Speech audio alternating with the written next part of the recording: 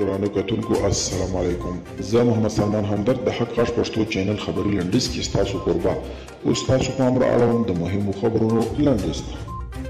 د تخار د والي پخوانی ویان جواد هجري وایي ولسمشر ځکه له دندې ګوښه کړ چې د میزان په دې شمه د افغان ځواکونو په برید کې ماشومانو په ګډون د ملکي وګړو د وژل کېدو یو راپور خپور کړی و.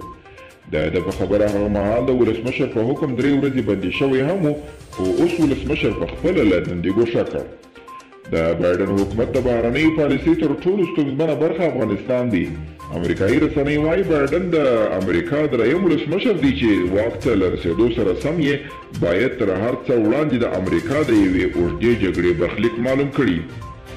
ناپېژانده وسلوالې ډلې په عراق کې د امریکا پر سفارت د توغندیو برید کړی دی.